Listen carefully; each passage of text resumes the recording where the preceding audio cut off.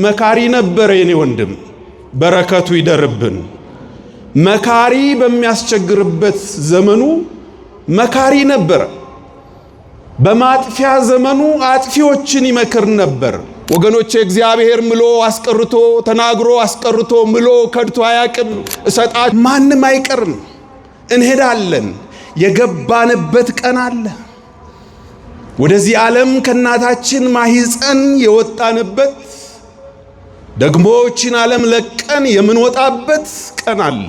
እሰጣችኋለሁ የበለጠ ከተማ አለ። ይህች ዓለም መንደር ናት። መንደር ትፈርሳለች። የዕድሜህ ዘመን ስንት ነው? ይህ ቃል የጠየቀው ፈርዖን ነው። ተጠያቂው ያዕቆብ ነው።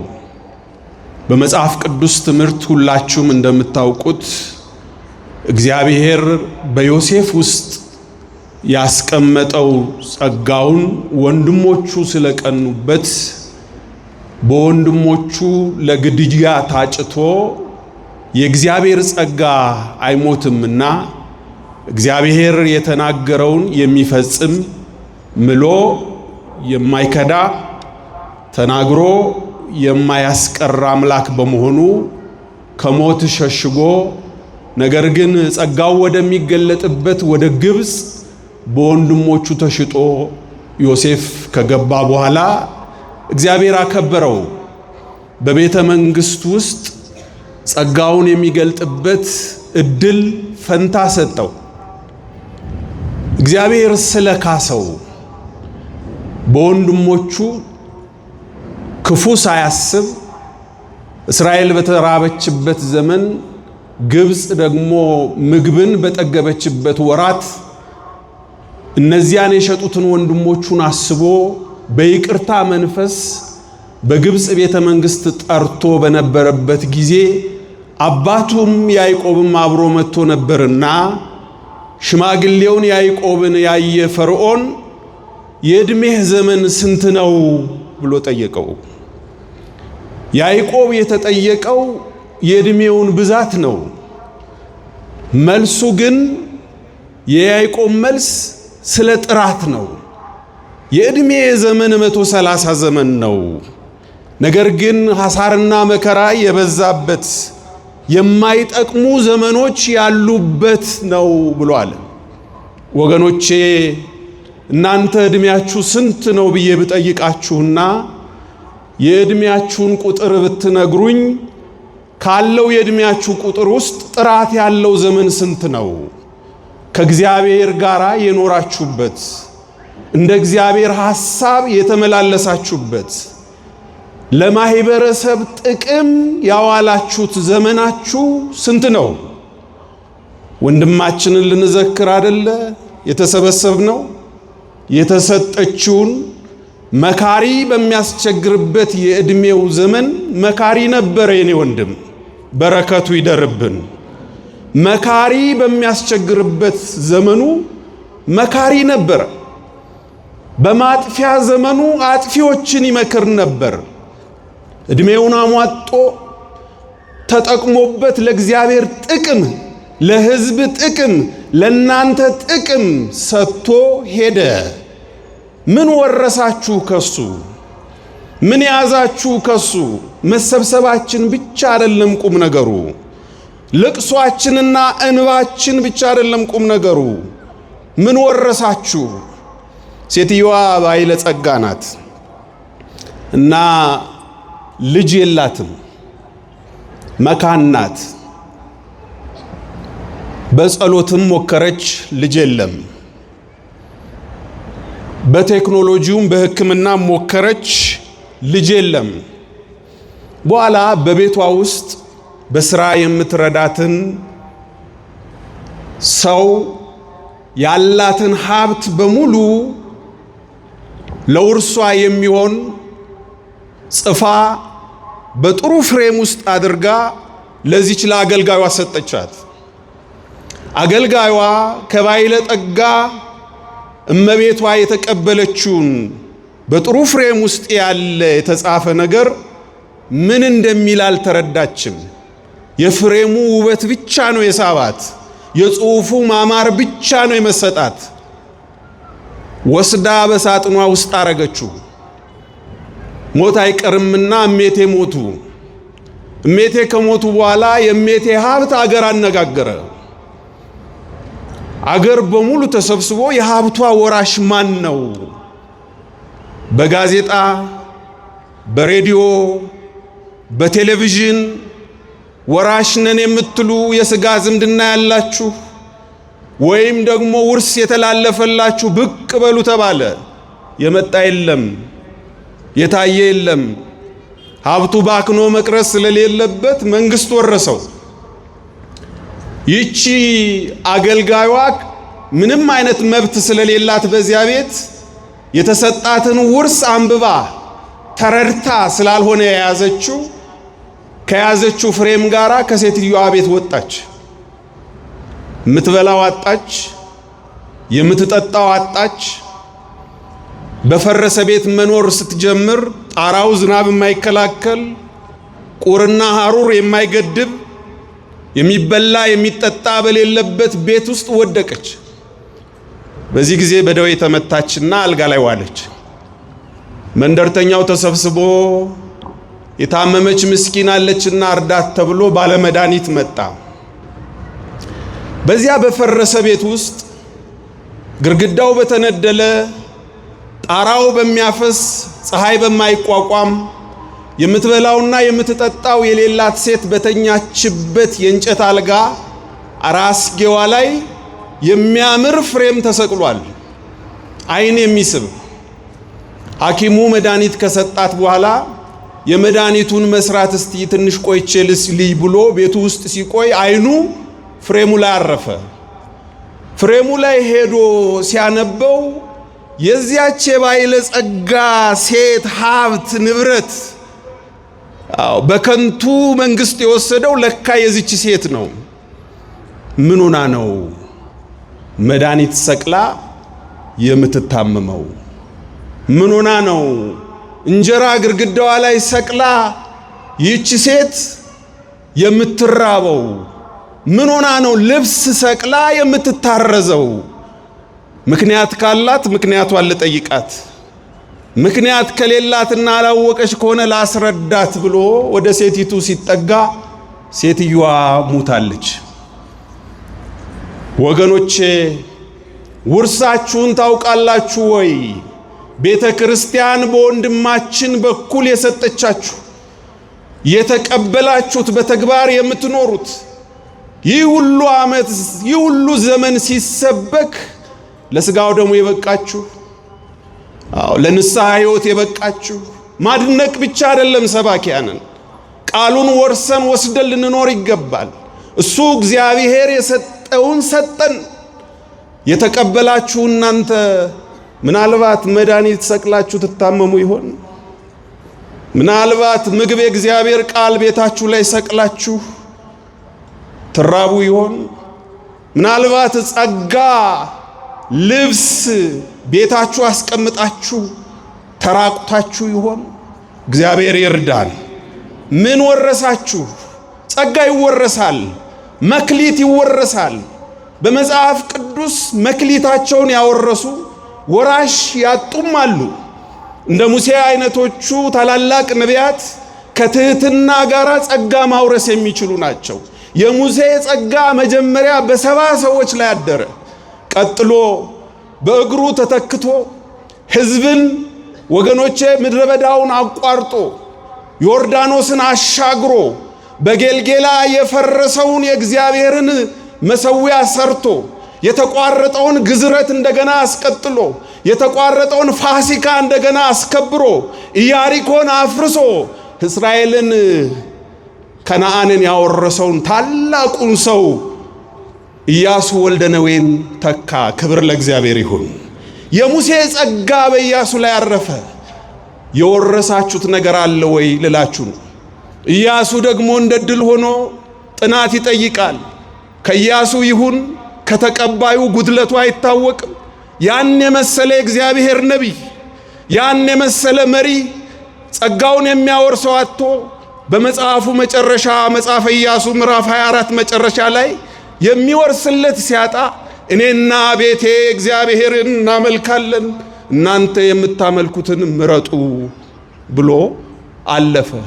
ከኢያሱ ዘመን በኋላ የመጣው ዘመን ዘመነ መሳፍንት ነው። ዘመነ መሳፍንት ሰው ሁሉ በፊቱ ደስ ያለውን የሚያደርግ እግዚአብሔርን የማያከብር የአምልኮ ስርዓቱን ያፈረሰ መቅደሱን የናቀ ከእግዚአብሔር የራቀ ሕዝብ ተፈጠረ። ወገኖቼ ወርሳችኋል ወይ ልላችሁ ነው። ራሳችንን እንድንመረምር ነው። ለዚህ ነው ከወረስን እንኖረዋለን። ምክንያቱም እኛም እንሄዳለን። እስቲ እንሄዳለን በሉ፣ እንሄዳለን በሉ። ማንም አይቀርም፣ እንሄዳለን። የገባንበት ቀን አለ። ወደዚህ ዓለም ከእናታችን ማህፀን የወጣንበት ደግሞ ይህችን ዓለም ለቀን የምንወጣበት ቀን አለ። በመግቢያችንና በመውጫችን መካከል ዘመን አለ፣ እድሜ አለ። ስንቱ እድሜያችን ጥራት አለው። አይቀርም፣ እንሄዳለን። እንሄዳለን። ማንም በዚህ ዓለም ለዘላለም የሚኖር የለም። ወንድማችን ገብቶ እንደወጣ እኛም ገብተን እንወጣለን። በዚህ መካከል ዘመናችን ጥራት ያለው እንዲሆን ያስፈልጋል።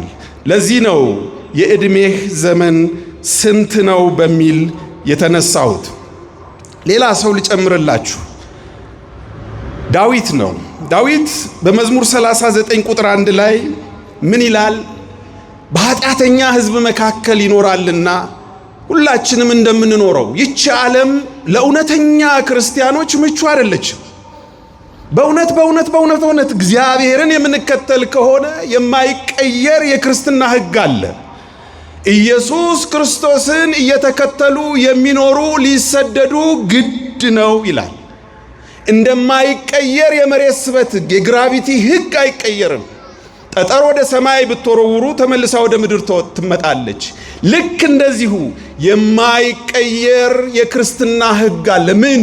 በእውነት በንስሐ የምንኖር ከሆነ፣ በእውነት ከእግዚአብሔር ጋር ህብረት አድርገን የምንኖር ከሆነ፣ በእውነት እንደ ቃሉ እውነት የምንኖር ከሆነ፣ ወገኖቼ የማይቀየር የክርስትና ሕግ አለ። ዓለም ትወጋናለች። ሲስተሟ አይመቸንም። የዓለም ሲስተም፣ የሥጋ ፈቃድ፣ የሰይጣን ፈተና ተደራርበው መከራ ያጸኑብናል።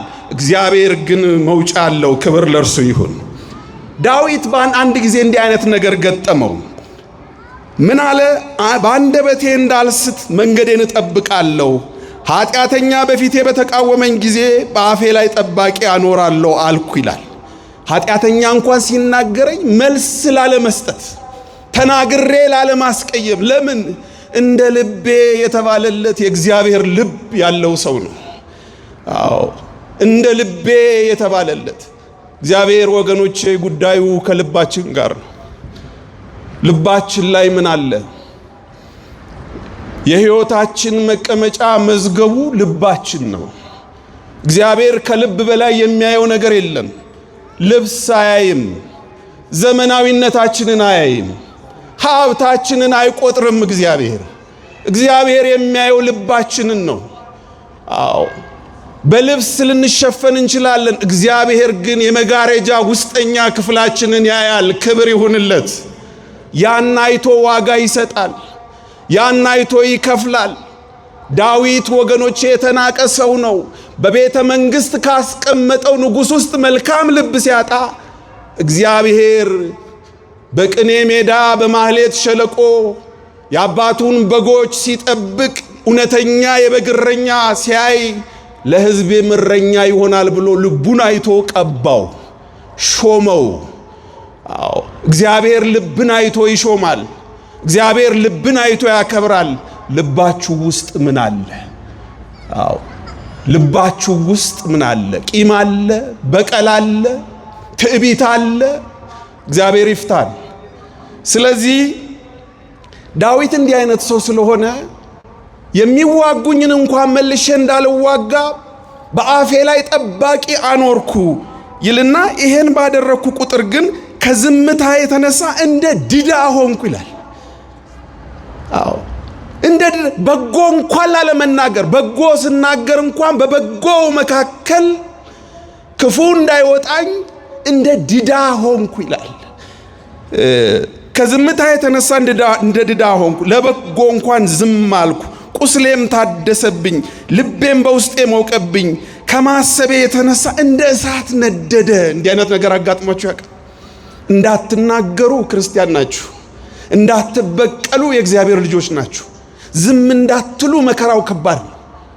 አዎ የምንፈተንበት ጊዜ አለ። ግን እግዚአብሔር የበቀል አምላክ ነው። ዝምታ ይሻላል፣ መታገስ ይሻላል፣ መጸለይ ይሻላል፣ ውጊያውን ሁሉ ለእግዚአብሔር መስጠት ይሻላል። አዎ እንደሚወጉን አንወጋም፣ እንደሚያሳድዱን አናሳድድም። ሞኞች ስለሆነ አይደለም፣ እግዚአብሔር እንዲያድርጎ ስለጠራን ነው። አዎ ዋጋ ስላለው ነው። እንዲህ ሆንኩኝ ይልና በኋላ መልሱን ያገኘዋል። እንዲህ ምብሰለሰለው እንዲህ የምሆነው ምን አለ? ቁጥር 4 ላይ እግዚአብሔርን አንድ ጥያቄ ይጠይቃል። ለመሆኑ ይሄ ሁሉ ነገር ሲሆን እንዲህ የምብገነገነው ብሎ ይልና አቤቱ ፍጻሜን አስታውቀኝ፣ የዘመኔ ቁጥሮች ምን ያህል እንደሆኑ እኔ ምን ያህል ወደ ኋላ እንደምቀር አውቅ ዘንድ ይላል። ስለኖረበት አይደለም የሚጠይቀው። እግዚአብሔር ስንት ዓመት ነው ይቀረኝ? ይሄን ደፍረን ለመጠየቅ ሁላችንም ደካሞች ነን። አዎ እኛም የምንቆጥረው ያለፈውን ነው። የሰው ዕድሜ ግን እንደ ዓመተ ፍዳ ነው። ቁልቁል ነው የሚቆጠረው፣ ቁልቁል ነው የሚቆጠረው። ስንት ቀን ቀረን ልንወጣ ከዚህ ዓለም? ስለዚህ በቀረችኝ ዕድሜ መልካም ሰርቼ ልለፍ፣ ሰውንም አላስቀይምም አለ ዳዊት። ስንት ዓመት ቀረኝ አምላኬ ሆይ? ወደ አንተ ልመጣ ስንት ዘመን ቀረኝ? መቼ ነው ወደ አንተ የምመጣው? የዘመኔን ቁጥር ንገረኝ፣ የቀረኝን ዘመን ንገረኝ። ለምን ክፉ እንዳልሰራበት። ያለፈው አልፏል። በጎም ይሁን ክፉም ይሁን ያለፈው አልፏል። ዛሬ ላይ ቆሜ ከዚህ ዓለም ልወጣ ስንት ቀን ቀረኝ አለ። እንዲህ ዘመናችንን መቁጠር እግዚአብሔር ይንገረን። ንስሐ እንድንገባ፣ የተማርነውን በተግባር እንድናውል፣ ከወንድማችን የሰማነውን ወስደን እንድንኖር እግዚአብሔር ይርዳን ይልና ቁጥር 6 ላይ ምን ይላል? በከንቱ ይታወካል እንጂ በእውነት ሰው እንደ ጥላ ይመላለሳል፣ ያከማቻል የሚሰበስብለትን እንኳን አያውቅም ይላል። ሰው እንደ ጥላ ያልፋል፣ ውልብ ብለን እናልፋለን። 100 ዓመት ብዙ ይመስለናል አይደል? ከዘላለም አንጻር ሲታይ ኢምንት ነው። እድሜያችን እንደ ጤዛ ነው፣ ውልብ ነው። አዎ እንደ አውሎ ነፋስ መጥቶ እንደሚሄድ ነው። የሚያከማችለትን እንኳን አያውቅም ይላል። ይዘርፋል፣ ይቀማል፣ ያጭበረብራል፣ ያታልላል። ለማን እንደሚያከማቸው ማን እንደሚወርሰው እንኳን አያውቅም። የሰው ዕድሜ ኢምንት ነው። ስለዚህ ክፉ አልሰራም ብሎ ዳዊት ይህንን ይናገራል። ስለዚህ እንግዲህ ወገኖቼ ቶሎ ቶሎ ብዬ ልጨርስ፣ ሰዓታችንን አንዳንዱን ነገር እየዘለልኩት በሰዓት እንድንሄድ። ለምንድነው ሰው ዕድሜውን የሚደብቀው? ለምንድነው ቁጥሩን ማወቅ የማይፈልገው ካላችሁ፣ በዚህ ዕድሜ መድረስ የነበረብኝ ቦታ አልደረስኩም ብሎ ስለሚያስብ ነው። አንዱ ይሄ ነው። ነገር ግን ያ ዘመን አልፏል፣ አይመጣም። አሁን ከቆምንበት ካለንበት አንስተን ለእግዚአብሔር በጎ ለመስራት ሕይወታችን አዲስ ለማድረግ ሰዎች ሲሄዱ የምንማረው የምንወጣበት ቀን ከመድረሱ በፊት ከእግዚአብሔር ጋር እንድንስማማ ነው። የዕድሜ ቁም ነገሩ ምንድነው ካላችሁ፣ ርዝመቱ ሳይሆን የኖርንበት ዘመን ጥራቱን፣ ርዝመቱ አይደለም። ስለዚህ ይሄንን ልናውቅ ይገባል። አንድ ምሳሌ ልንገራችሁ። አንድ አገር ጎብኚ አገር ሲጎበኝ የመቃብር ስፍራ ያስጎበኙታል። የመቃብር ስፍራ ሲያስጎበኙት የመቃብሩ ላይ የተጻፈው ጽሑፍ ጀነራል እከሌ በ5 ዓመታቸው ሞቱ፣ ኢንጂነር እከሌ በ10 ዓመታቸው ሞቱ፣ ዶክተር እከሌ በ7 ዓመታቸው ሞቱ ይላል የሰው ሁሉ መቃብር ላይ። ጎብኚው ግራ ገባውና እንዴት ሰው በ5 ዓመት በ7 ዓመት በ10 ዓመት ኮሎኔል፣ ጀነራል፣ ኢንጂነር፣ ዶክተር፣ ፕሮፌሰር መሆን ይችላል ብሎ አስጎብኚውን ጠየቀ። አስጎብኚው ምን መልስ ሰጠው? በዚህ ሀገር ስንኖር እድሜያችን የሚቆጠረው ለማህበረሰብ ጥቅም ያዋል ነው፣ በእግዚአብሔር ሥራ ውስጥ የተሳተፍንበትን እንጂ ዝም ብሎ የባከነው እድሜ አይቆጠርም። ለሰው ሥራ የሰሩበት ዘመናቸው ነው የተቆጠረው ብሎ ይለዋል። ታዲያ እኔ አሁን እዚህ ሀገር ገብቻለሁ። እዚህ ሀገር የገባሁት አሁን ነው። ብሞት ምን ብላችሁ ነው መቃብሬ ላይ የምትጽፉት ብሎ ሲጠይቅ እንደተወለደ ሞተ ብለን እንጽፋለን። ወገኖቼ እንደተወለድን እንዳንሞት ከመምህራችን የምንማረው እንዲኖረን እግዚአብሔር ይርዳን። ዝም ብለን በመመላለስ በሕይወታችን መጨረሻ ጫፍ ላይ ቆመን የሚቆጨን እድሜ እንዳይኖር ወገኖቼ ዘመናችንን መቁጠር እግዚአብሔር እንዲያስተምረን የሱ ቅዱስ ፈቃድ ይሁን። ስለዚህ እድሜያችን አጭር ነው ልላችሁ፣ የሰው እድሜ አጭር ነው። የሰው እድሜ አጭር መሆኑን ስንረዳ ምን እናገኛለን ካልን ትጋታችን ይጨምራል። ትጋታችን ይጨምራል። እድሜ አጭር ነው የሚል ሰው ይተጋል። የሚያባክነው ጊዜ የለውም።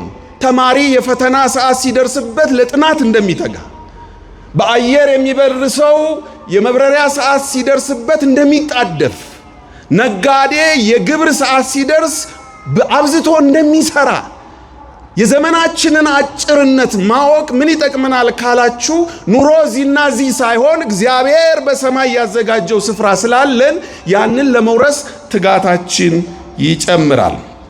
ሁለተኛ፣ እድሜያችን አጭር መሆኑን ስናውቅ ጊዜያችንን በአስፈላጊ ነገሮች ላይ እናውላለን፣ አናባክነው። ሶስተኛ፣ እድሜያችን አጭር መሆኑን ስናውቅ እውነትን እንከተላለን፣ ግብዝነትን እንጠላለን። አጭበርባሪነትን እንጠላለን። ልክ እንደ ዘላለም የእውነት ሰባኪ ነበር፣ ደፋር ሰባኪ ነበር፣ እውነትን አይሸቅጥም ነበር። ያልሆነውን የማይሆን ሰው ነበር። ማቀውን ነው የምነግራችሁ። ያልሆነውን አንሆንም። ግብዝነትን እንጠላለን። ጥንቸል ዝም ብላ ትሮጣለች አሉ። አንድ ቀን ዝም ብላ ትሮጣለች።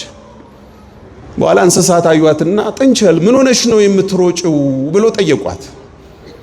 አንበሳ በተገኘበት ይገደል ሲባል አልሰማችሁም አለች።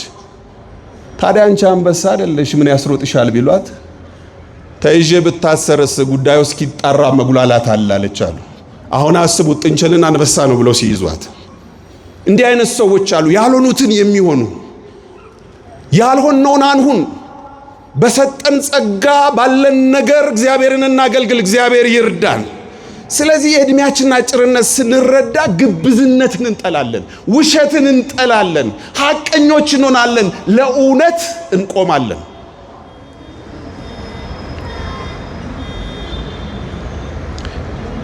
አራተኛ፣ የእድሜያችንን አጭርነት ማወቅ በዚህ ዓለምና በሚመጣው መካከል ሚዛን እንዲኖረን ያደርገናል።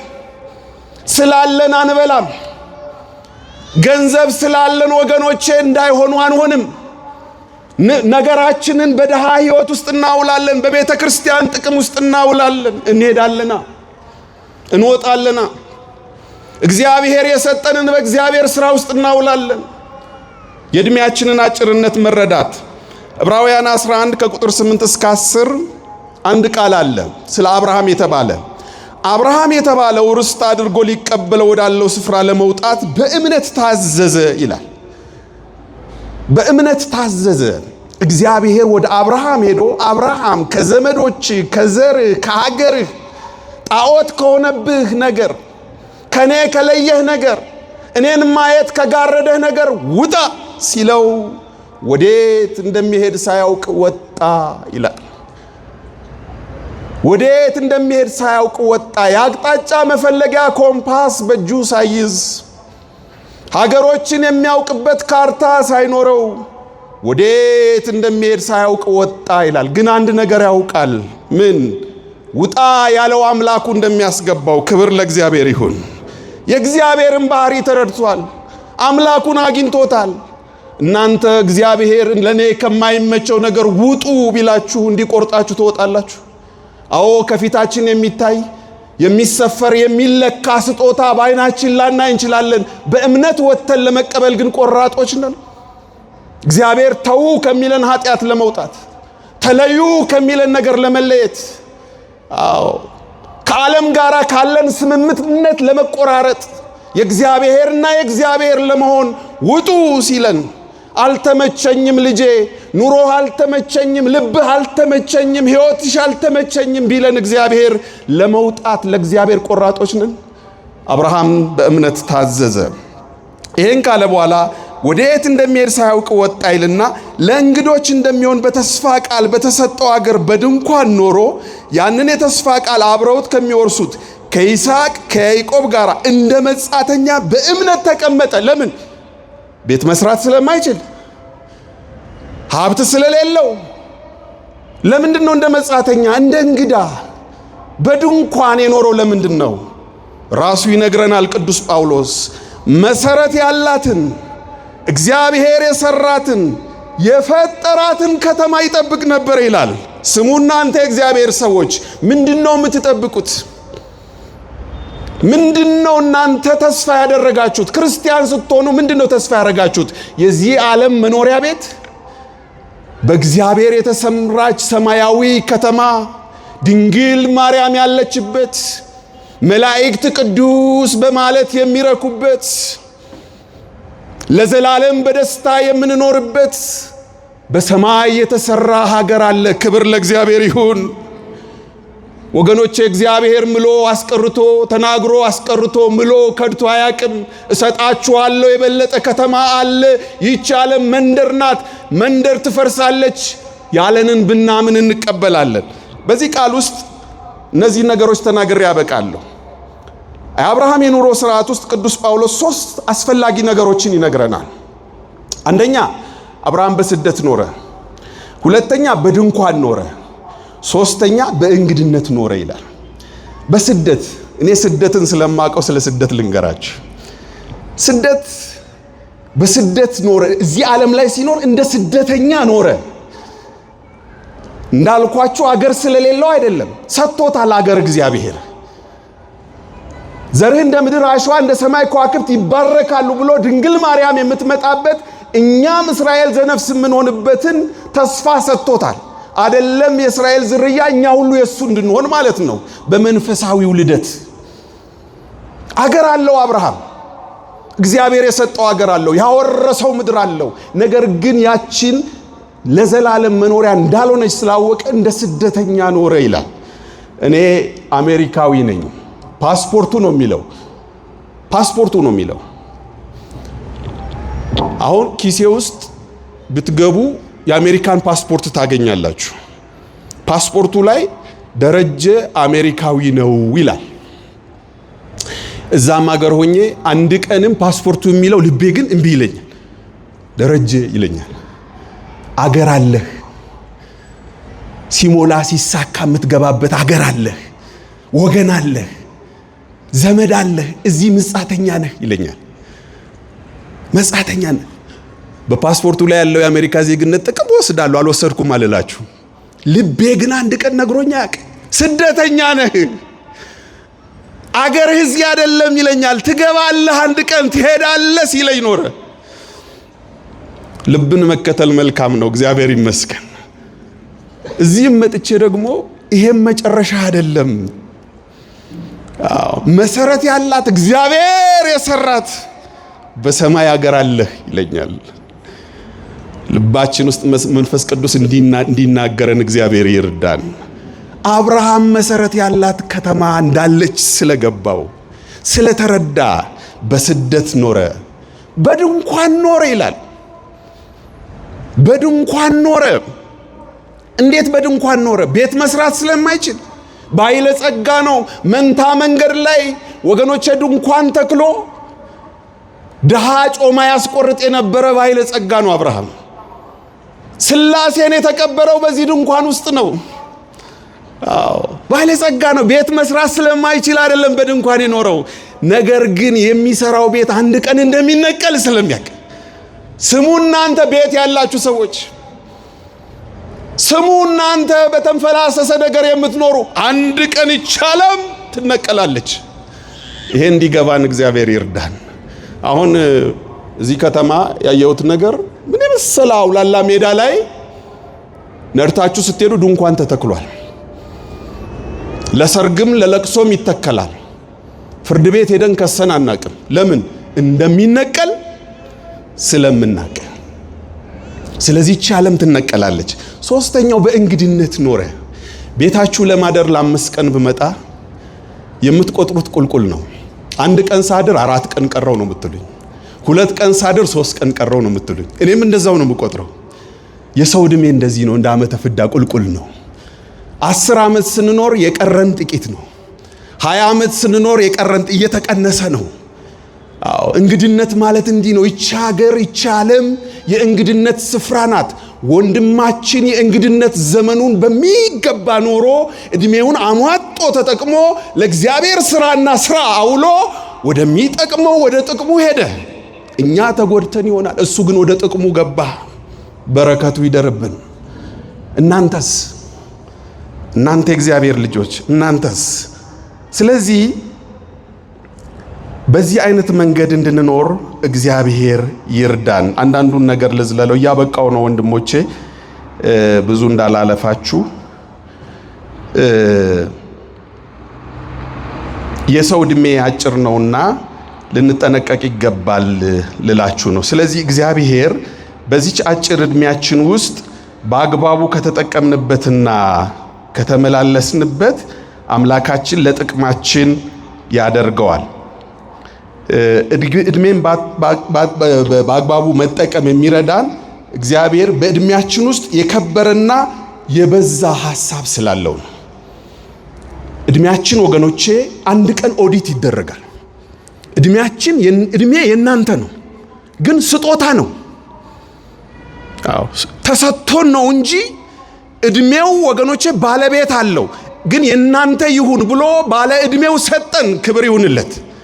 ይሄ ዕድሜ አንድ ቀን ይቆጠራል፣ አንድ ቀን ይሰፈራል፣ አንድ ቀን ዙፋን ችሎት አለ። በእግዚአብሔር ፊት እንቆምና ይለካል፣ ይሰፈራል። ምን ሰራህ ይላል። አዎ አንተ የአባቴ ብሩክ ወደ ጌታ ደስታ ግባ የምንባልበት እንዲሆን ያስፈልጋል። ስለዚህ የምንሰራው ለራሳችን ነው። አንድ ነገር ልንገራችሁ። ሰውየው የህንፃ ተቋራጭ ሰራተኛ ነው። ተቀጥሮ ነው የሚሰራው። ተቀጥሮ እየሰራ ስራው ደከመውና ለባለቤቱ ስራ ለቃለሁ ብሎ ማመልከቻ አስገባ። ማመልከቻ ሲያስገባ ባለቤቱ ይወደው ስለነበር አዘነና እባክህ ለመጨረሻ ጊዜ አንድ ህንፃ ስራልኝ አለው።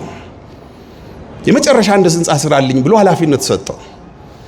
ያን ኃላፊነት ወስዶ ህንፃውን ሰርቶ ጨረሰና ለባለቤቱ ይኸው ያልከኝ የመጨረሻ ህንፃ ሰርቼ ጨርሻለሁ እንካ ብሎ ቁልፉን ሰጠው።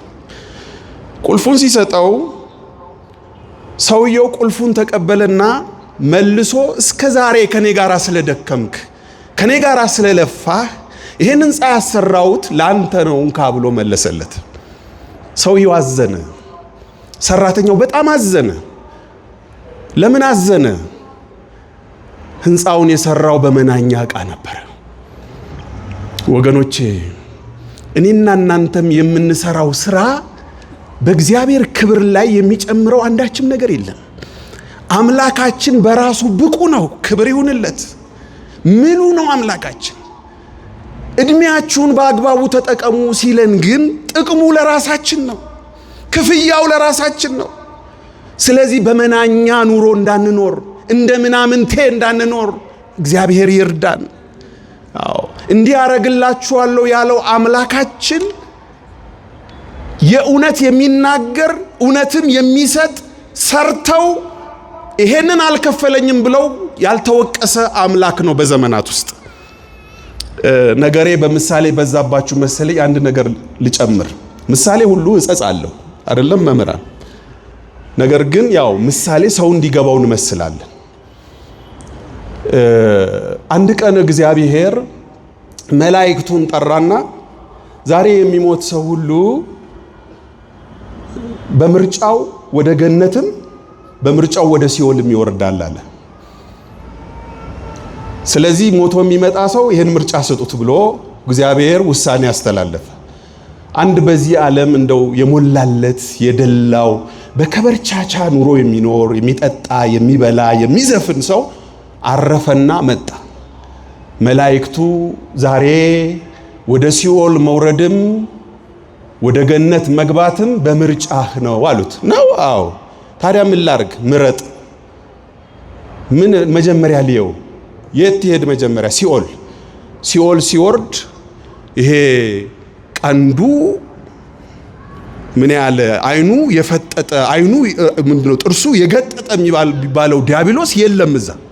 እንደው አንድ ደርባባ ነገር መሃል ላይ የሄደ ብሉልኝ፣ ጠጡልኝ፣ ዝፈኑልኝ ይላል። ሲኦል ውስጥ ሰው ይዘፍናል፣ ይጠጣል፣ ይበላል። ልክ ዓለምን የሚመስል ነገር እዚያ ያያል። እንደው እነዚህ ቄሶች እንዴት ሲያጭበረብሩ ኖረዋል፣ እንዴት ሲዋሹ ኖረዋል። አይኑ የገጠጠ ጥርሱ የፈጠጠ ሲሉን የኖሩ እንዲህ አይነቱን ደርባባ ይልና እስቲ ደግሞ ገነትን ልየው ይላል። ገነት ይወስዱታል። ገነት ደግሞ ዲሰንት ነው። በቃ እንዴት ነው ደስ የሚል ስፍራ ነው። ዜማ ነው ያለው። የዓለሙ ከበርቻቻ የለም እዛ። መዝሙር ነው። መላእክቱ ቅዱስ ይላሉ። እዚያ ያሉት ቅዱሳንም ይሰግዳሉ። ጸጥ ያለ የእረፍት ስፍራ ነው። አልተመቸውም። በዓለም የለመደውን ነገር አጣው። ገነት ውስጥ የሚሻለው ታች ነው።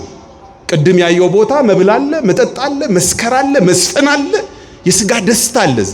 አይ እኔ እዚህ ቦሪንግ ነው፣ እዛው ሲኦል ይሻለኛል፣ ውሰዱኝ አለ። አሳንሱር በሚመስል ነገር ቁልቁል ላኩት። ሲደርስ የቅድሙ የለም። ነገርየውም አይኑ ፈጧል፣ ጥርሱ ገጧል። እዚያ ያለው በአኮርባጅ ይገረፋል። አንዴ በፈላ ውሃ ይጣዳል፣ አንድ ጊዜ በቀዝቃዛ ይነፈራል። ምን ነው አለ። ምን ነው አሉት። ቅድም ስመጣ እንደዚህ አልነበረም፣ ምን ሆናችሁ ነው ሲሉ ቅድም የምርጫ ቅስቀሳ ነበረ። አዎ እግዚአብሔር የምርጫ ቅስቀሳ የለውም ወገኖች። ክብር ለእርሱ ይሁንለት። የተናገረው ሁሉ እውነት ነው፣ ያለው ሁሉ የሚፈጸም ነው። ዲስክሌመር የለውም እግዚአብሔር። በአንድ ቃሉ ተናግሮ ሌላ ማፍረሻ ከስሩ አይጽፍም እግዚአብሔር የተመሰገነ ይሁን። ስለዚህ ወገኖቼ ዘመናችንን በአግባቡ እንጠቀም። የመጨረሻ የዓለም የከበረ ነገር የት ያለ ይመስላችኋል? ናሚቢያ፣ ደቡብ አፍሪካ ማዕድን ማውጫ ውስጥ የት ያለ ይመስላችኋል? ራሻ፣ በመካከለኛው ምስራቅ የነዳጅ ማውጫ ቦታ ያለ ይመስላችኋል? የት ነው ያለው የከበረ ነገር? የከበረ ነገር ያለው በየመቃብሩ ነው። ያልተጻፈ መጽሐፍ፣ ያልተነገረ የእግዚአብሔር ቃል፣ ሰዎች ሳይሰሩ ያለፉት ነገር፣ የከበረ የእግዚአብሔር ነገር፣ እግዚአብሔር በሰዎች ውስጥ ያስቀመጠው ለዓለም ጥቅም የምናውለው እንደ ወንድማችን ለቤተ ክርስቲያን ጥቅም የምናውለው ሳናውለው ቀርተን የተቀበረ ነገር ያለው ወገኖቼ የት መሰላችሁ? መቃብር ስፍራ ነው። ሙሴ በ3 ዓመቱ በ3 ወሩ ውሃ በልቶት ቢቀር ኖሮ ዘፍጥረት፣ ዘሁልቁ፣ ዘዳግም ውስጡ ይቀር ነበር። እግዚአብሔር ያንን ውስጡ አስቀምጦ ነበር። ክብር ለእግዚአብሔር ይሁን። ስለዚህ የዕድሜ ዘመን ስንት ነው? ስንት ዓመት ለመኖር ቀረ? ጥራቱ ምን ይመስላል? ዘመኑን አውቀን እንደ ወንድማችን ተጠቅመንበት እንድናልፍ እግዚአብሔር ይርዳን። የእግዚአብሔር ቸርነት፣ የወላዲት አምላክ ቃል ኪዳን፣ የቅዱሳን ጸጋ፣ የመላእክት ጥበቃ ከሁላችን ጋር ይሁን። የአባቶቻችን በረከታቸው፣ ድል የማትነሳ ረዴታቸው፣ ጥርጥር የሌለባት ቅድስት ንጽሕት ተዋሂዶ እምነታቸው ለሁል ጊዜ በእኛ ጸንታ ትኑር። ርዕሱ ተደጋጋሚ ካህናት ሰምተውታል። በዚህ በወንድማችን ነገር ላይ ሌላ ነበር ዝግጅቴ፣ አሳጥራለሁ ብዬ አስረዘምኩ። ይሄን የመረጥኩበት ርዕስ እግዚአብሔር ከሁላችን ጋር ይሁን።